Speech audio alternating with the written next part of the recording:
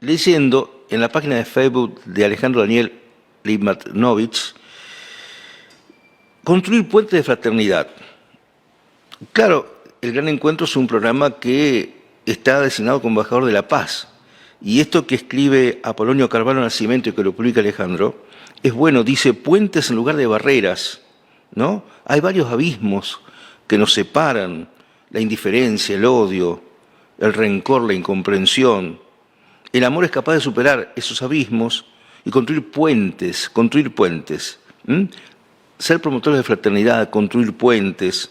Construyamos puentes, lo dice Apolonio Carvalho Nascimento, forma parte de la página de Facebook del trabajo que hace quien es psicoterapeuta, quien tiene una tarea de coach ontológico profesional. ¿Qué tal? ¿Cómo estás, Alejandro Daniel Limanovich? Buenas noches. Hola Julio, ¿cómo va? ¿Se me escucha bien? Se escucha perfecto y espero que hayas escuchado la presentación que hice de esta entrevista, ¿no? Recreando algo que veo que forma parte de un eje de trabajo que estás planteando, la búsqueda de construir puentes, tiempos difíciles para ello, ¿no? Es un desafío muy fuerte, pero bueno, contanos un poco cómo lo estás desarrollando, de hace cuánto tiempo, desde qué lugar, el punto de partida de esta búsqueda. Después hablaremos de la búsqueda como tal, pero nos gustaría conocerte un poco en lo que tiene que ver con tu historia, tu vinculación con esta temática. Bueno, qué buena pregunta. Primero, una de las cosas que busco hacer es, y que creo que soy bueno, es en elegir algún contenido que a veces no es mío y compartirlo con algún mensaje que esté alineado a esto de armonía en la diversidad, de bajar barreras. Bajar barreras es todas las conversaciones que tenemos que impiden ese contacto entre las personas de corazón a corazón y que con transparencia y mostrándonos vulnerables y humanos se puede lograr. Entonces eso que puse me encantó, porque habla de todo eso. Y yo tengo 56 años, nací en Rosario en el 65 y me acuerdo de chico ver en casa de papá, en nuestra casa, libros de autoayuda. Tus zonas erróneas de Wayne Dyer, cuando yo tenía 13 años, hace ya bastante tiempo, y yo iba a estudiar medicina, como papá, que era otorrinolaringólogo, y cuando estuve un año afuera en Israel, me pregunta mi mamá en qué me anotaba, no había ni WhatsApp, nada, era un solo teléfono público, donde paramos en un internado en Jerusalén, que lo usábamos por turno, y le digo medicina y psicología, y me dice psicología, un silencio ahí. Sí, porque sabía que me quería curar a mí mismo y estar bien conmigo mismo. Digo esto porque pasó mucho tiempo, hice muchas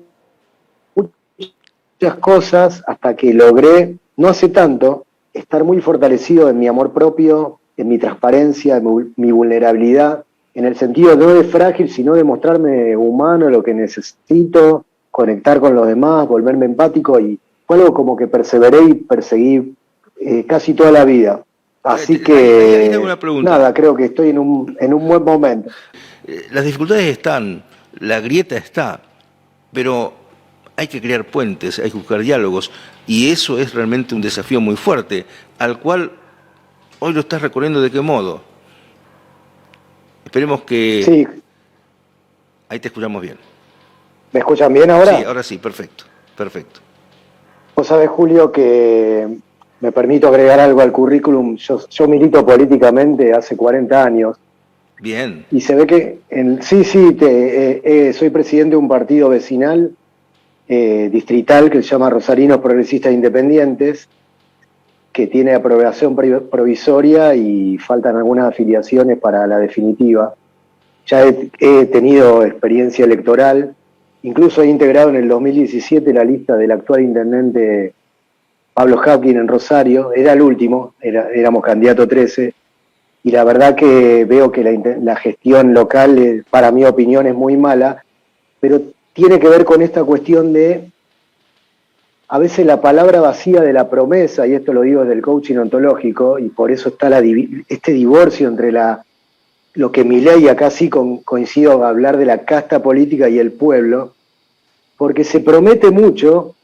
¿Y qué pasa cuando nos prometen mucho en cualquier relación y luego no se honran esas promesas?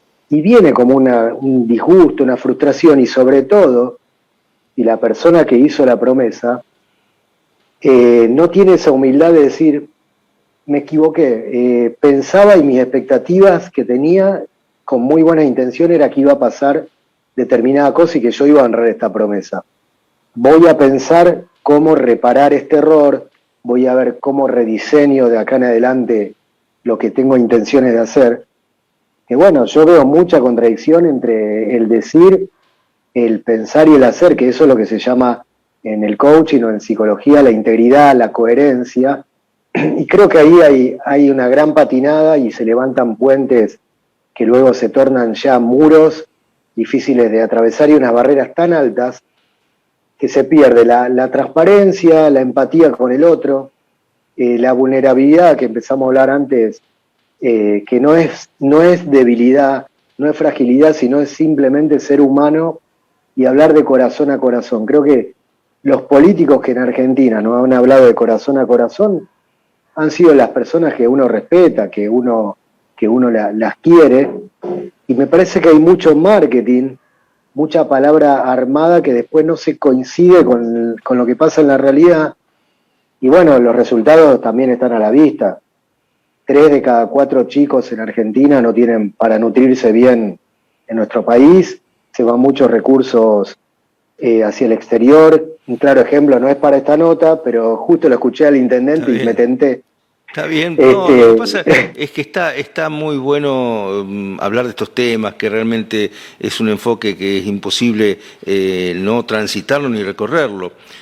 Y lo cierto es que, claro, el andarivel de la discusión política o del análisis político tiene su propio desarrollo y el tiempo por ahí nos hace que uno trate de puntualizar un tema, no porque no sea valioso todo lo que está diciendo, al contrario, creo que hay una mirada que hoy está dando vueltas en todas partes, ¿no? Que es la defraudación de expectativas en el plano político, en el plano dirigencial, esto se observa en la calle, ¿no?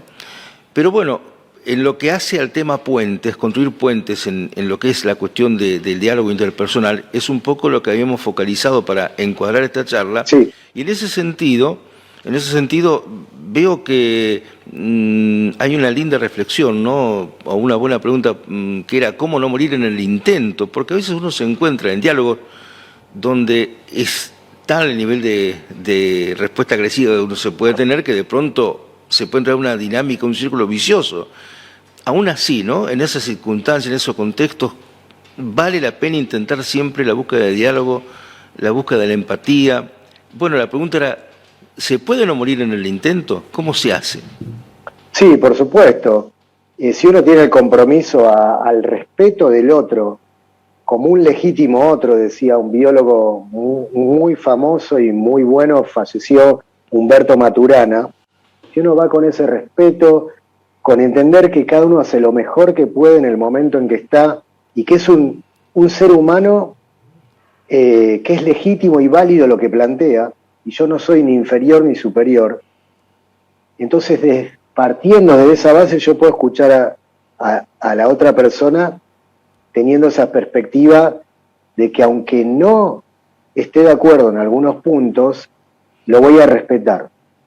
Y puedo expresar con firmeza, con asertividad, lo que siento, entendiendo que el respeto, si es de verdad, de corazón, eso llega. O sea, en el coaching hablamos mucho de bajar las conversaciones y los juicios, opiniones que tenemos ya formados, y entregarnos con una escucha generosa, activamente generosa, a lo que la otra persona siente, piensa y cómo observa el mismo fenómeno que yo.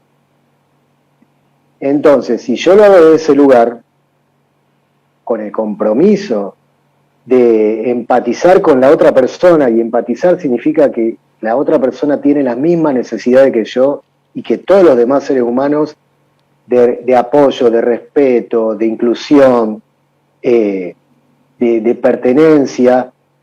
Entonces, voy a entrar a la conversación de una manera diferente, que si quiero convencer, cuando yo quiero convencer estoy en una pulseada a ver si gané. Si quiero conversar, voy a aceptar justamente la versión, el verso, pero no el verso en el mal sentido, la versión del otro.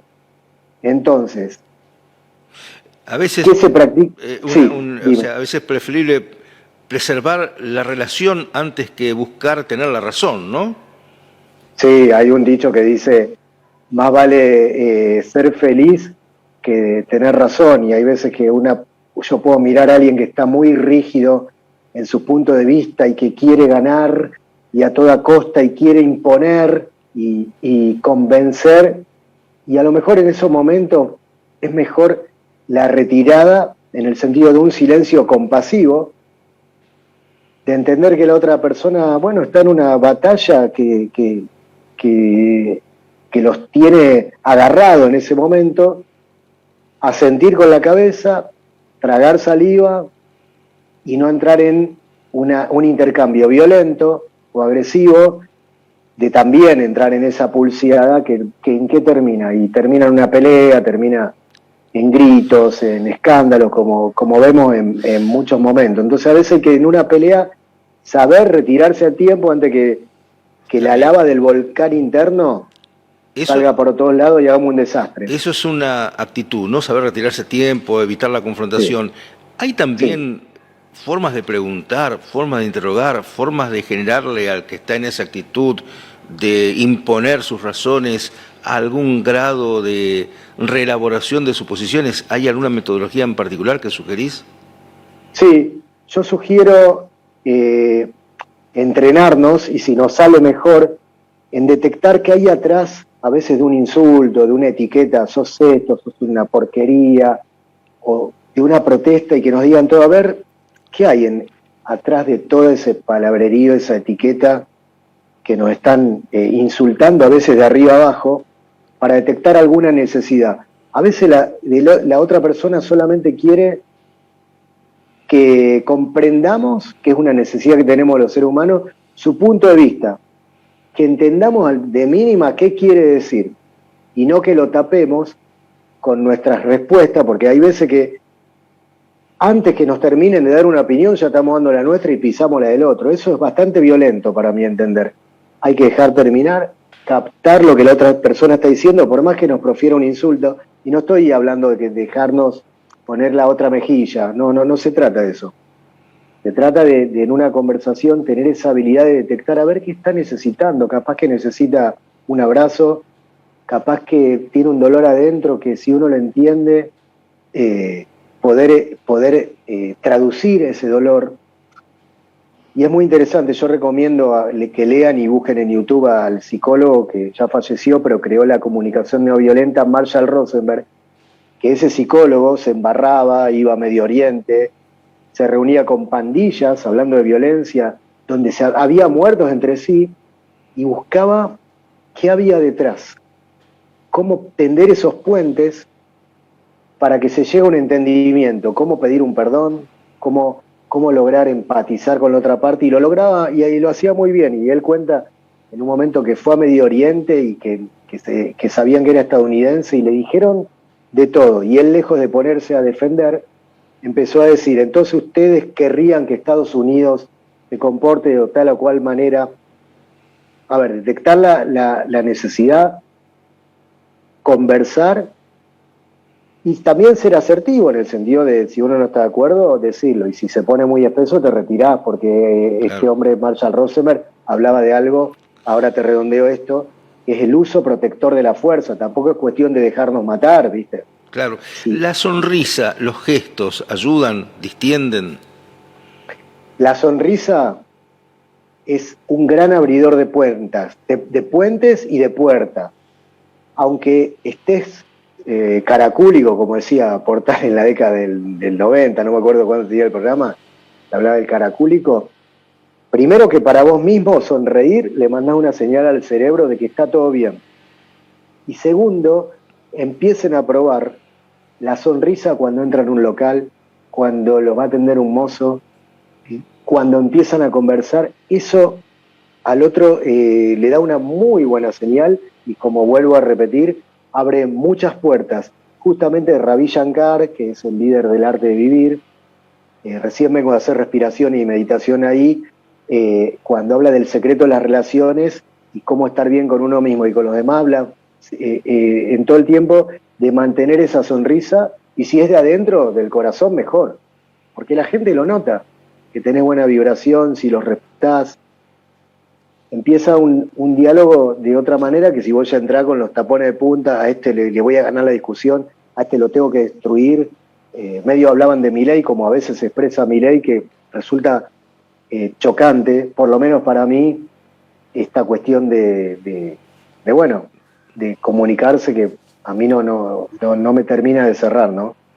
Ahora bien, claro que esto requiere de un entrenamiento, no es fácil estar con esa sonrisa, con esa actitud empática, con eso que incluso el Papa Francisco recomendó.